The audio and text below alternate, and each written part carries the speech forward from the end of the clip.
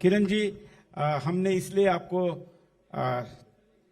आपके हाथों उद्घाटन करने का तय किया। इसके कई कारण है। इसमें तो अटल जी के साथ काम करना, मोदी जी के साथ काम करना और सुदर्शन न्यूज चैनल की पूर्वोत्तर भारत के प्रति जो प्रतिबद्धता है उसको भी आप रिप्रेजेंट करते हैं। हालांकि आप तो पूरे भारत को रिप्रेजेंट करते हैं, लेकिन पूर्वोत्तर भारत को रिप्रेजेंट करते हैं।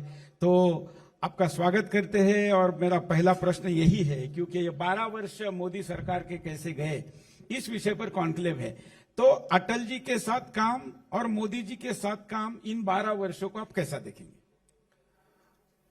हम लोग तो काफी सालों से सरकार सिर्फ अटल जी मोदी जी का ही नहीं बल्कि बाकी सरकारों को भी देखा है। हाँ। तो बहुत फर्क है। कांग्रेस के जमाने में भी हमने देखा है। तो देश भर में इंफ्रास्ट्रक्चर और गुड गवर्नेंस जो अटल जी के समय में शुरू हुआ, तो अटल जी पूरा नहीं कर पाया क्योंकि उसको पर्याप्त समय मिला नहीं। 6 साल की सरकार चली थी और हम लोग तो देखा है बहुत करीब से उस समय थे। लेकिन 2014 के बाद जिस तेज गति के साथ काम शुरू हुआ, वो इस देश का जो इतिहास है उसको बदलने में सबसे बड़ा योगदान किया है।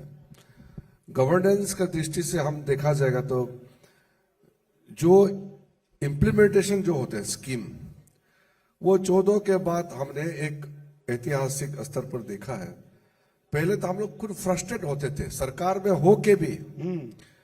हम तो फ्रस्ट्रेट हो गए, स्वर्गीय राजीव गांधी जी खुद ही फ्रस्ट्रेट थे कि पब्लिकली बोला था 15% ही पैसे लोगों तक पहुंचता है।